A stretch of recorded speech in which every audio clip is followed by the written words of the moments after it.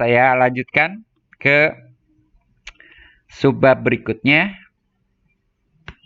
turunan berarah. Ini mudah, relatif mudah ya. Relatif mudah. Jadi kalian boleh santai sejenak atau mengikuti ini dengan ringan ya. Nah, pertanyaan yang pernah saya ajukan, kalau bergerak ke arah lain gimana gitu ya. Titik P di sini. Kalau bergerak ke arah sumbu X, ada perubahan misalnya seperti itu. Saya tidak gambar permukaannya. Bayangkan aja permukaannya paraboloida yang terbuka ke atas. Ya, mungkin oke saya buat sedikit lah. Bayangkan ada permukaan seperti itu, ya. Ini warna kuning. Nah, kalau bergerak searah sumbu X ada gradien, ada pertambahan ketinggian. Kalau bergerak searah sumbu Y ada pertambahan ketinggian juga, ya. Itu turunan berarah dalam arah sumbu X atau sumbu Y. Nah, sekarang kalau saya bergerak ke arah lain gimana?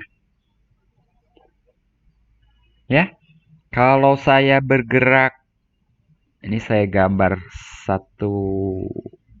Kalau saya bergerak ke sini gimana? Ada pertambahan ketinggian sebesar berapa gitu ya? Tadi bergerak ke sini, tadi bergerak ke situ, gitu ya. Nah, turunan berarah itu diawali dengan pertanyaan itu. Jawabannya, kita harus nengok kembali turunan parsial itu dalam bentuk vektor pembilangnya. Turunan berarah dalam arah X itu seperti ini. Sekarang ini vektor nih. Ya, pertambahannya itu hanya H kali I. Penyebutnya H ya. Ini skalar ya. Bukan H yang vektor tadi.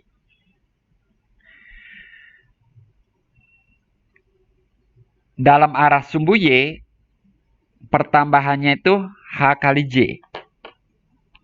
Ingat vektor satuan I dan J. Ya.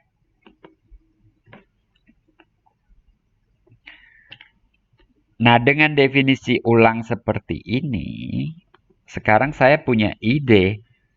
Kalau saya bergeraknya ke arah vektor U, bukan I ataupun J, ya tinggal copy aja rumus ini. Tinggal ganti I atau J-nya dengan U, gitu ya. Jadi kita punya ini nih. Oke? Syaratnya, U-nya adalah vektor satuan. Kenapa vektor satuan? Karena makna gradien tuh ya begitu. Kalau gradien sama dengan M, itu artinya kalau kita bergerak satu satuan ke arah X, maka tingginya bertambah M, kan gitu. Selalu satu sebagai acuannya. Ya? Ini kalau fungsi satu peubah. Satu peubah. Untuk fungsi satu peubah, gradien sama dengan M berarti seperti itu. Bergerak satu satuan ke kanan atau ke kiri, naik M satuan ke atas atau ke bawah gitu ya. Nah, jadi I dan J adalah vektor satuan. Sekarang kalau kita punya vektor satuan U, maka turunan berarah dari Z di titik P, XY, ini kurang nih, dalam arah U gitu ya. Kok dalah. Dalam arah jadi dalah. dalam arah U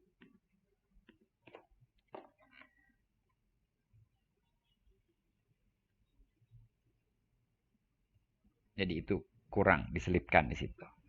Jadi turunan berarah dari Z9FX di P dalam arah U. Ini rumusnya. Oke? Nah, jadi turunan berarah dalam arah I itu sama dengan turunan parsial terhadap X. Turunan berarah dalam arah J sama dengan turunan parsial terhadap Y. Tapi sekarang kita bisa mendefinisikan atau bisa menghitung juga turunan berarah dalam arah vektor U sembarang. Ada satu baris yang saya tuliskan di situ.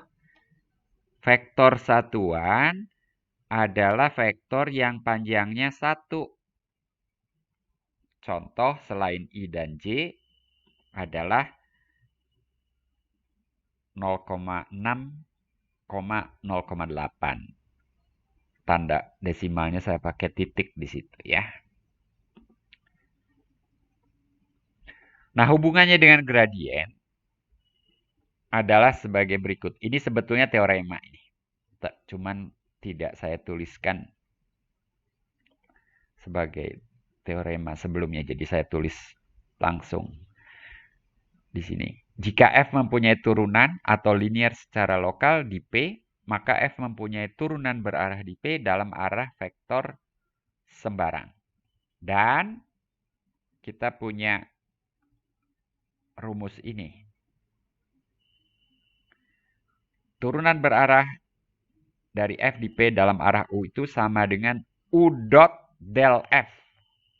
Jadi U1 kali Fx ditambah U2 kali Fy.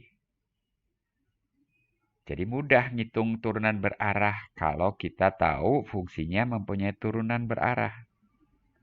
Buktinya sebagai berikut. Pakai definisi punya hampiran lokal dengan limit galat menuju 0 bagi kedua ruas dengan H. Kita dapatkan galatnya ini, tapi galatnya itu menuju 0. Jadi ini menuju 0, jadi sisanya tinggal itu. Gitu ya, gampang. Yes, gitu ya. Ups, saya salah pencet itu del. N. Nah, kita punya itu. Oke. Contoh, turunan parsial dari fx y x kuadrat tambah y kuadrat di 1,2 adalah 4. Oke. Maaf, salah. Adalah, pertama kita hitung turunan parsial terhadap x, turunan parsial terhadap y. Jadi turunan berarah dari f di 1,2 dalam arah vektor u yang katakanlah ini sebagai contoh. U-nya 0,6,0,8 gitu ya. Jadi turunan berarah dalam arah vektor U tadi sama dengan ini dihitung sama dengan 4,4. Yang ternyata lebih besar daripada turunan berarah terhadap vektor J alias turunan parsial terhadap Y.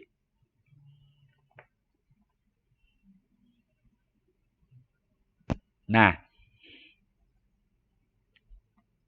kalau ke arah tertentu lebih besar daripada ke arah yang lain, maka pertanyaannya ke arah mana turunannya paling besar. Jadi kita sedang berbicara laju perubahan maksimum sekarang. Dari rumus hasil kali skalar U dot del itu sebetulnya kita bisa nyatakan sebagai panjang vektor U kali panjang vektor del kali kosinus sudutnya. Karena cos itu kan U dot Del dibagi panjang vektor U kali panjang vektor del F gitu ya. Dari rumus sudut itu, kita dapat besar turunan berarah. Dan dari situ kita tahu bahwa nilainya akan maksimum kalau sudutnya sama dengan 0. Minimum kalau sudutnya sama dengan pi. Pada saat sudutnya 0, kita punya turunan berarahnya sama dengan panjang vektor del F. Pada saat sudutnya pi, turunan berarahnya sama dengan minus panjang vektor del F.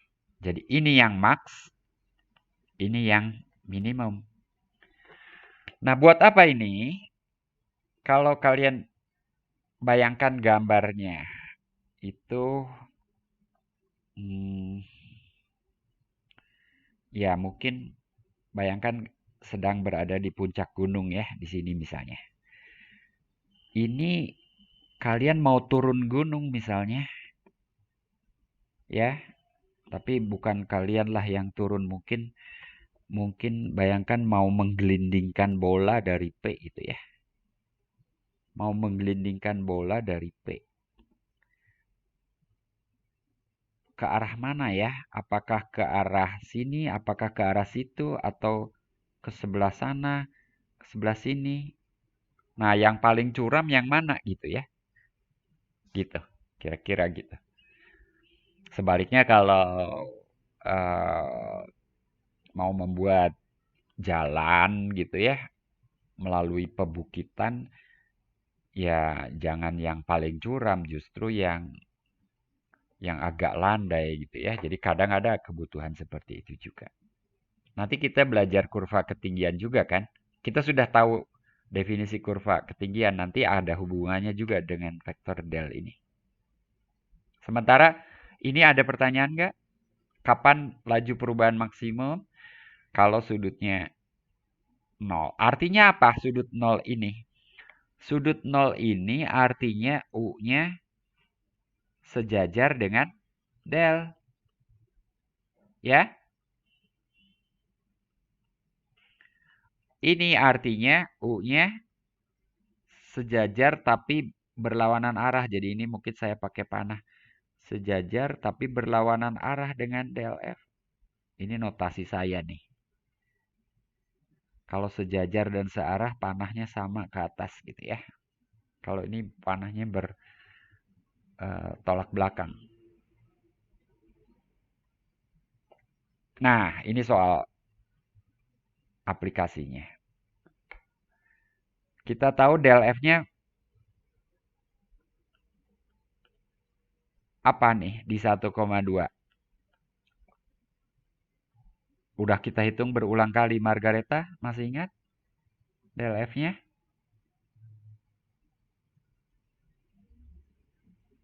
2,4 ya. Oke? Fx sama dengan 2x. Fy juga sama dengan 2y. Dihitung di 1,2, 2,4. Jadi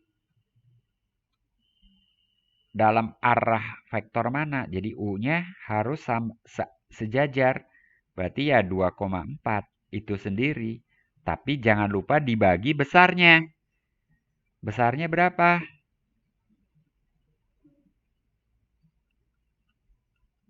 Begitu ya, Margareta. Iya, Pak. Yang minimum berarti apa?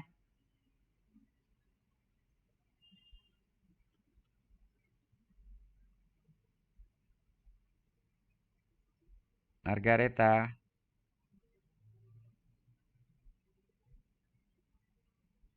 Baru aja saya jelaskan. Ayo, gak pakai lama. Yang pakai minusnya, Pak. Iya, jadi apa vektornya? Oh, oh, minus 2,4. Ya, minus 2,4. per sekian sama ya. Jadi akar berapa sih itu? Akar 20 ya. Iya, Pak. Lalu ini tinggal dihitung nanti yang A DU-nya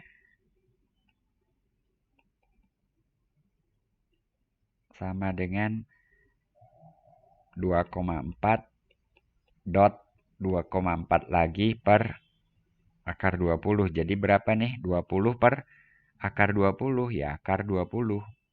Sementara yang B,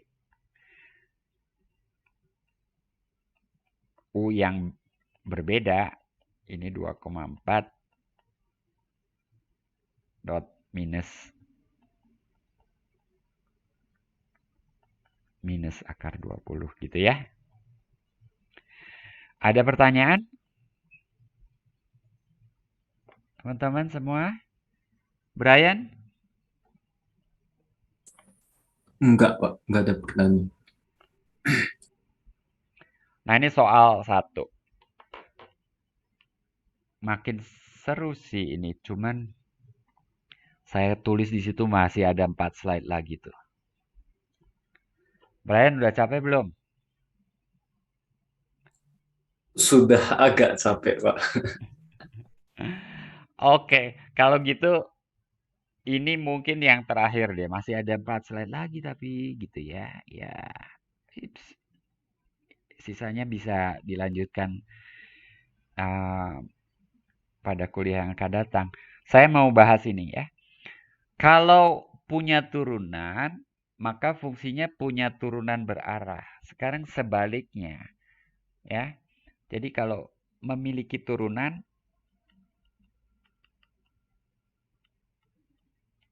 itu pasti memiliki turunan berarah dalam arah manapun gitu ya. Sebaliknya, itu tidak berlaku. Itu maksud soal ini. Oke, Brian? Oke, Pak. Nah, ini contohnya. Contohnya ini fungsi yang ajaib nih. Fungsinya bernilai 1 pada daerah ini, bernilai 0 untuk x, y lainnya. Buktikan bahwa f(x, y) mempunyai turunan berarah di 0,0 dalam arah sembarang, tetapi tidak mempunyai turunan.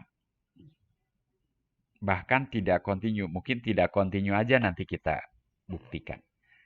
Nah, kenapa demikian? Atau bagaimana membuktikannya? Oke, kita akan buktikan ini dengan peta kontur. Peta konturnya saya buat di sini deh.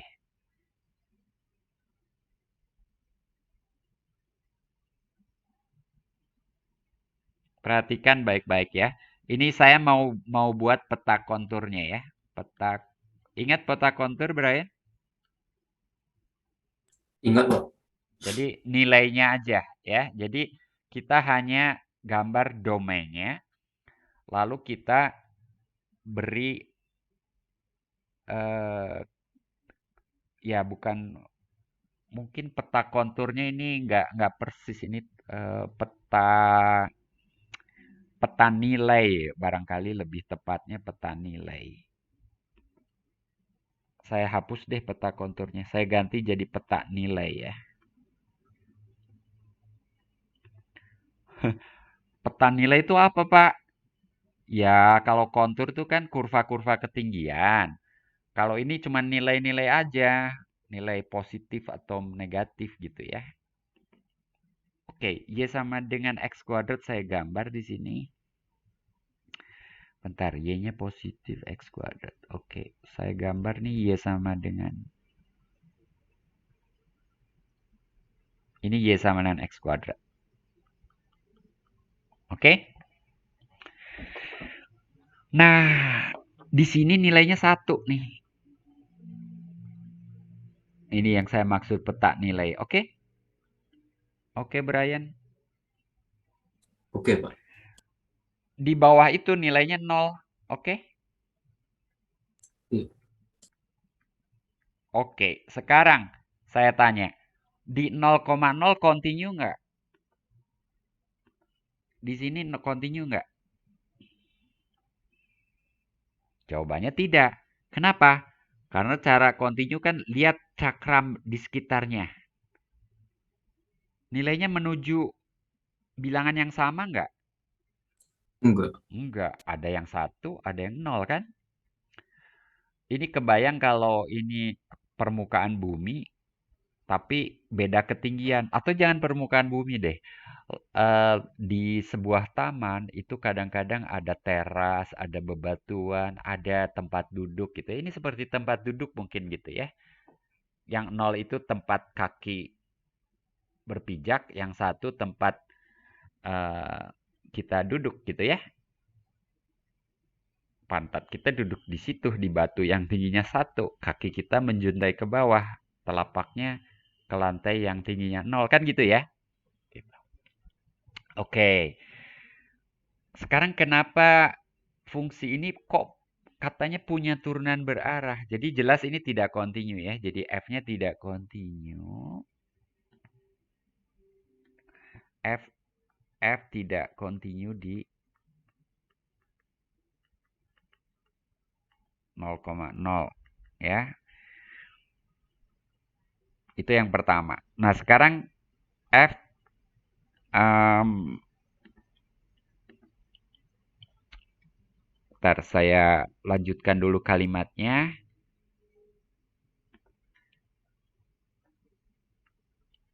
Jadi F tidak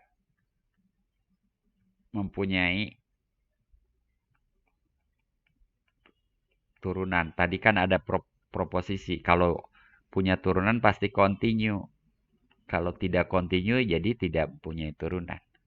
Tidak punya bidang singgung. Ya, fungsinya seperti itu. Nah, sekarang F memiliki sinonim ya. Turunan berarah.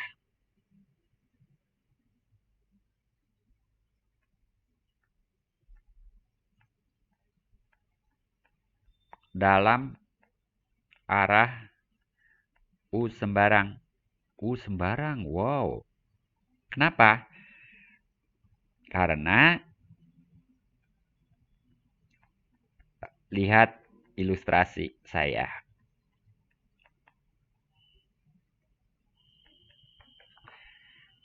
Ilustrasi saya gini. Saya gambar dengan warna merah ati ya. Menuju 0,0. Kalau dari arah sini, saya berangkat dari sini nih, Brian. Saya mengarah ke 0,0. Nilainya berapa tuh sepanjang jalan? 0. 0. Jadi turunannya 0 dong. Oke? Saya tulis Iya. di sini M aja ya. M-nya 90 gitu ya. Kalau dari arah sini, Brian? 0 juga. 0 juga. M-nya 0 juga. Ya kan? Dari arah bawah sumbu X semua 0 kan? Oke. Sekarang kalau dari atas sini. 1. Kalau 1 terus ada perubahan nggak? Enggak. Nggak ada. Ya, kalau nggak ada perubahan artinya M-nya 0 juga. Bentar. Di sebentar. Di situ 1.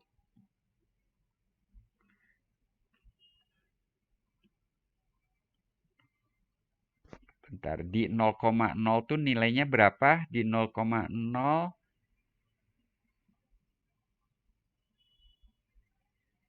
di 0,0 sendiri nilainya 0 ya.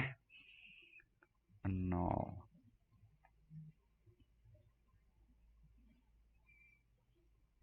Jadi kalau limit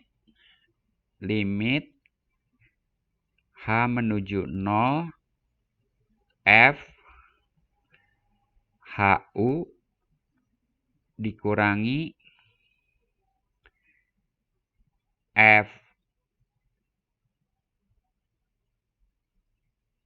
0 vektor per H. Oke. Jadi HU kalau U-nya seperti itu, maka FHU itu nilainya 1.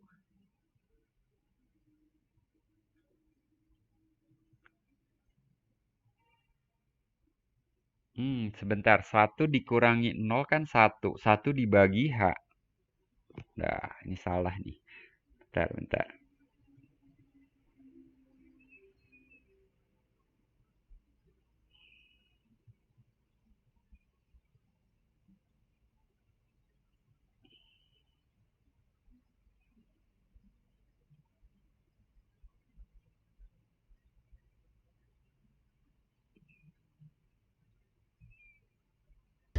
Maaf Pak, Ya, Pak mungkin yang nilainya 1 sama 0 kebalik. Eh, yang di bawah Y sama dengan X kuadrat dengan sumbu X antara nilai itu harusnya 1 kayaknya. yang di bawah 1, yang di atas 0. Di bawah sumbu X, di bawah sumbu X 0, di atas kurva Oh, Y iya, sama iya, salah. kuadratnya 0 juga. Salah. Aduh, dari awal ya. Salahnya. Pantas ketawanya sekarang ketika mikir ngitung. Ah, ah, ah, Ini yang satu tuh. Makasih barusan siapa? Jangan Felix ya? Halo? Iya Pak. Makasih Felix.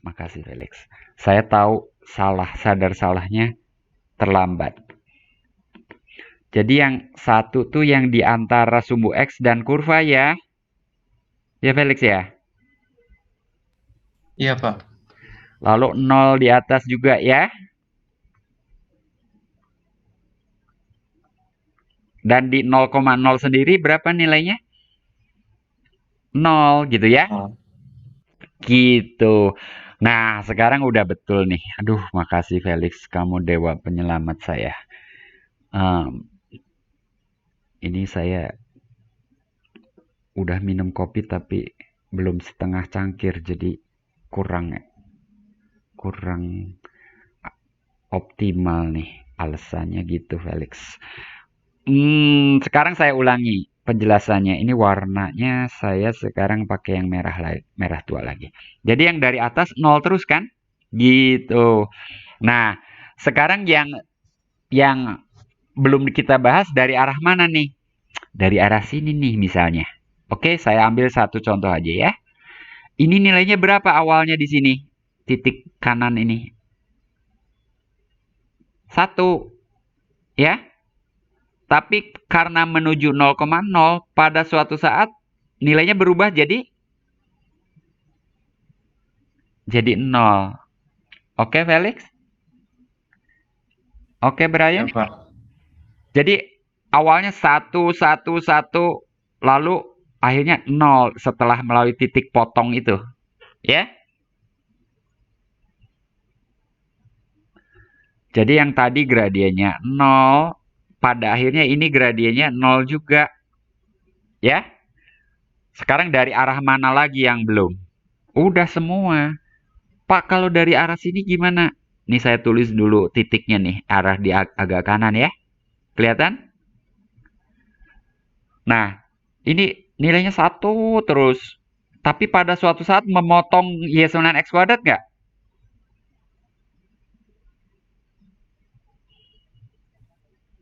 Halo? Pak. Pasti memotong. Kenapa pasti memotong? Kan dia Karena bukan. garis singgung Nah, di garis itu cuma singgungnya kan 1. sumbu X kan? Gitu. Selain sumbu X, pasti memotong. Walaupun memotongnya mungkin udah dekat 0 gitu ya. Oke? Ini kalau di zoom itu memotong itu. Nah, ketika memotong, lalu nyebrang kurva, nilainya jadi jadi 0, ya kan? Jadi setelah 1, 1, 1, 1 terus sampai memotong, lalu kemudian 0, 0, 0, 0, 0. Ya kan? Ya nggak, Felix? Iya, Pak. Jadi berapapun turunan berarah 0 di situ. Dalam arah U sembarang. Demikian juga dari sebelah kiri ya. Oke? Sebetulnya yang ini pun, yang tadi pun itu awalnya di luar kurva Y sama X kuadrat, bukan di luar. Di sebelah kanan kurva Y sama X kuadrat tuh awalnya. Tapi kemudian nyebrang, memotong di suatu titik, lalu 0 terus. Gitu ya? Begitu. Terima kasih sudah diralat. Tadi nilai satunya salah. Saya nggak teliti. Tapi setelah diralat, ini udah betul. Sebelum dikoreksi sama Felix tadi saya sempat nyadar salah ini. Untung Felix, dewa penyelamat kita hari ini. Saya stop sharing kalau tidak ada pertanyaan. Ada pertanyaan?